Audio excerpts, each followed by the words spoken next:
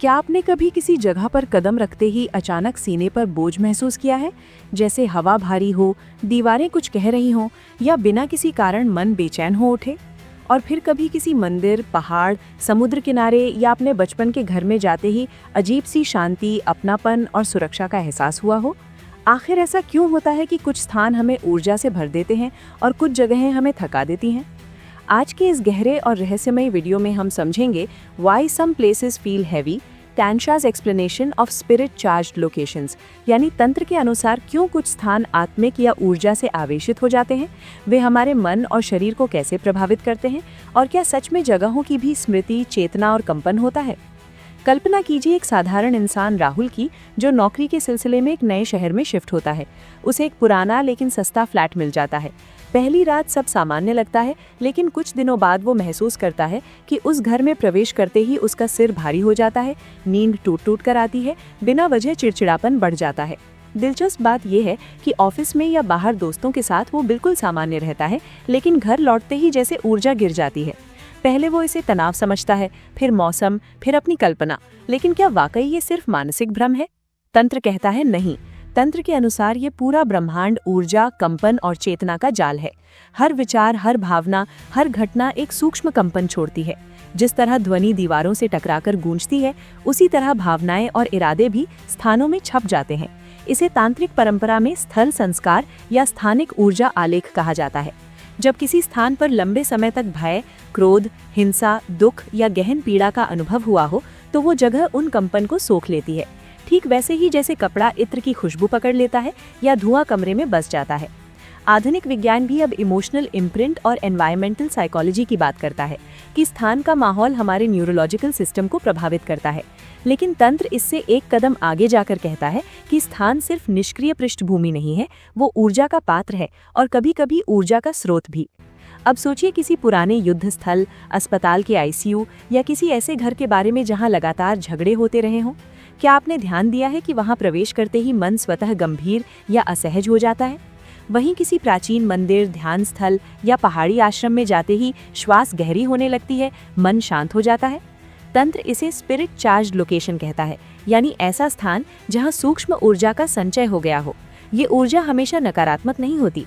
कई जगहें सकारात्मक आध्यात्मिक साधना, मंत्र जप, यज्ञ, तपस्या और भक्ति के कारण अत्यंत पवित्र और शक्तिशाली बन जाती हैं। जैसे किसी नदी के किनारे सदियों तक ऋषियों ने ध्यान किया हो, तो वहाँ का वातावरण स्वाभाविक रूप से स्थिर और ऊर्जावान लगेगा। इसके विपरीत जहाँ लगातार नकारात्मक भावनाएं या असंतुलित कर्म हुए हों, वहाँ ऊर्जा भारी महसूस हो सकती है। तांत्रिक दृष्टिकोण से हर स्थान 5 तत्वों पृथ्वी, जल, अग्नि, वायु और आकाश का संयोजन है। जब इन तत्वों का संतुलन बिगड़ता है या किसी तीव्र घटना से प्रभावित होता है, तो उस स्थान की प्राण धारा विकृत हो जाती है। प्राण धारा यानी वो सूक्ष्म जीवन ऊर्जा जो हर जगह प्रवाहित होती है। संवेदनशील लोग, जिन्हें हम एम्पैथ या आध्यात्मिक रूप से जागरूक कह सकते हैं, इस बदलाव को तुरंत महसूस कर लेते हैं। राहुल की कहानी पर लौटते हैं। एक दिन उसकी दादी उससे मिलने आती हैं। घर में प्रवेश करते ही वे चुप हो जाती हैं और कहती हैं, इस घर की दीवारें भारी लग रही हैं। वे उसे बताते हैं कि पहले यहाँ एक परिवार रहता था जहाँ अक्सर झगड़े और तनाव रहता था। अब सवाल उठता है कि क्या ये सिर्फ मनोवैज्ञानिक प्रभाव है या सच में ऊर्जा का प्रभाव? तंत्र दोनों को जोड़कर देखता है।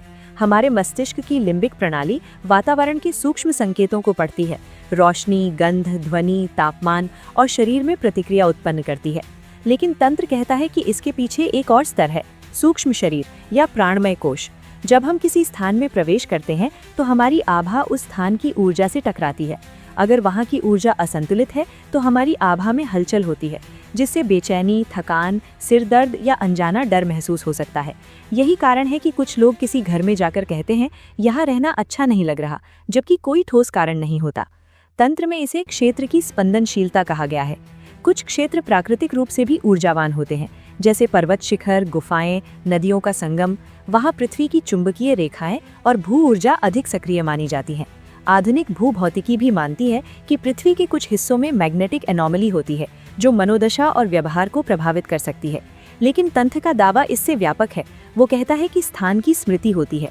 जिस तरह हमारे शरीर में कोशिकाएं स्मृति रखती हैं, उसी तरह स्थान भी घटनाओं का सूक्ष्म रिकॉर्ड रखते हैं। इसीलिए प्राचीन सभ्यताएं किसी स्थान पर मंदिर या घर बनाने से पहले भूमि पूजन और शुद्धिकरण करती थीं। ये सिर्फ परंपरा नहीं, ऊर्जा संतुलन की प्रक्रिया थी। कहानी में आगे राहुल की दादी घर में दीपक जलाती हैं, कुछ मंत्रों का उच्चारण करती हैं और रोज सुबह खिड़कियां खोलकर सूर्य प्रकाश आने देती हैं। कुछ हफ्तों बाद राहुल महसूस करता है कि घर का माहौल हल्का हो रहा है, नींद सुधर रही है। क्या ये प्लेसिबो है? हो सकता है, लेकिन तंत्र कहता है कि ध्वनि, अग्नि, वायु और प्रकाश ये सभी तत्व स्थान की ऊर्जा को पुनः संतुलित करते हैं। मंत्रों की ध्वनि तरंगे दीवारों में कंपन पैदा करती हैं, अग्नि सूक्ष्म शुद्धि करती है और सूर्य का प्रकाश नकारात्मक सूक्ष्म जीवों के साथ साथ जमी हुई ऊर्जा को भी तोड़ता है। यही कारण है कि कई संस्कृतियों में धूप, अगरबत्ती, घंटी, शंख या साउंड बाउल का प्रयोग किया जाता है। वे केवल धार्मिक प्रतीक नहीं, बल्कि ऊर्जा को रीसेट करने के उपकरण हैं। अब जरा अपने जीवन की किसी घटना को याद कीजिए। क्या कभी किसी होटल रूम में आपको बिना कारण बेचैनी हुई है, या किसी पुराने स्कूल में लौटकर अचानक भावुकता आ गई है? ये स्थान की ऊर्जा और आपकी स्मृति का मिलन है। तंत्र कहता है कि हम सब ऊर्जा के ट्रांसमीटर और रिसीवर हैं। हमारी भावनाएं भी स्थानों को चार्ज करती हैं। अगर घर में प्रेम, हंसी, प्रार्थना और कृतज्ञता है, तो वो स्थान सकारात्मक ऊर्जा का केंद्र बन जाता है। लेकिन अगर वहाँ लगातार तनाव, भय और क्रोध है, तो वही जगह भारी लगने लगती है। इसीलिए तांत्रिक साधनाएं केवल व्यक्ति को नहीं, स्थान को भी शुद्ध करने पर जोर देती हैं। निष्कर्ष से पहले एक और गहरी बात समझिए। कभी कभी स्थान भारी इसलिए भी लगता है क्योंकि वो हमें हमारे भीतर की दबी भावनाओं से मिलाता है। कोई पुराना घर हमें बचपन के घाव याद दिला सकता है, कोई अस्पताल मृत्यु की यादें जगा सकता है। तब हम सोचते हैं कि जगह भारी है, जबकि वो हमारी आंतरिक ऊर्जा को प्रतिबिंबित कर रही है। इसीलिए तंत्र आत्मशुद्धि और स्थान शुद्धि दोनों को साथ लेकर चलता है। अब इस पूरे विषय का सार समझते हैं। स्थान निष्प्राण नहीं है, वो ऊर्जा के पात्र हैं। हम उन्हें प्रभावित करते हैं और वे हमें। अगर कोई जगह भारी लगे तो घबराएं नहीं, पहले अपने भीतर की स्थिति देखें, फिर उस स्थान में प्रकाश, ध्वनि, वायु और सकारात्मक इरादे का संचार करें। निष्कर्ष के रूप में ये समझना जरूरी है कि हम जिस दुनिया में रहते हैं वो केवल ईंट, पत्थर और फर्नीचर का ढांचा नहीं है, वो भावनाओं, स्मृतियों और अदृश्य तरंगों का जाल है। हर घर, हर कमरा, हर सड़क अपने भीतर कहानियां समेटे हुए है। जब हम किसी स्थान को भारी कहते हैं तो हम वास्तव में उसकी ऊर्जा के साथ अपने तालमेल की बात कर रहे होते हैं। अगर हमारा मन अस्थिर है तो संतुलित जगह भी अजीब लग सकती है, और अगर हमारा मन शांत है तो चुनौतीपूर्ण स्थान भी हमें डिगा नहीं पाता। इसीलिए तंत्र की सबसे बड़ी साधना है अपने भीतर प्रकाश जगाना। जब भीतर का दीपक जलता है तो बाहरी अंधेरा स्वतः कम होने लगता है। स्थान शुद्धि के उपाय जैसे सफाई, धूप, मंत्र, प्रार्थना, संगीत, हंसी, ये सब केवल प्रतीक नहीं, ऊर्जा विज्ञान के सरल सूत्र हैं। याद रखिए, आप जहाँ रहते हैं वो जगह आपके विचारों से आकार लेती है। यदि आप प्रतिदिन कृतज्ञता व्यक्त करते हैं, प्रेम से बोलते हैं और अपने घर में सकारात्मक ध्वनि गुंजाते हैं, तो वो स्थान धीरे धीरे एक सुरक्षित ऊर्जा क्षेत्र बन जाता है। और यदि कभी कोई जगह भारी लगे तो उसे डर की कहानी ना बनाइए, उसे समझने, बदलने और संतुलित करने का अवसर समझिए। क्योंकि तंत्र का अंतिम संदेश यही है कि आप असहाय नहीं हैं, आप ऊर्जा के निर्माता भी हैं और संरक्षक भी। अगर इस वीडियो ने आपकी किसी पुरानी अनुभूति को शब्द दिए हैं, अगर आपने भी कभी किसी स्थान की ऊर्जा महसूस की है, तो अभी कमेंट में लिखिए एनर्जी इज रियल। वीडियो को लाइक कीजिए, अपने दोस्तों के साथ शेयर कीजिए और चैनल को सब्सक्राइब कीजिए, क्योंकि अगले वीडियो में हम जानेंगे कि आपके घर की ऊर्जा को 7 दिनों में पूरी तरह से कैसे बदला जा सकता है। जुड़े रहिए, जागरूक रहिए और अपने आसपास की ऊर्जा को पहचानना शुरू कीजिए।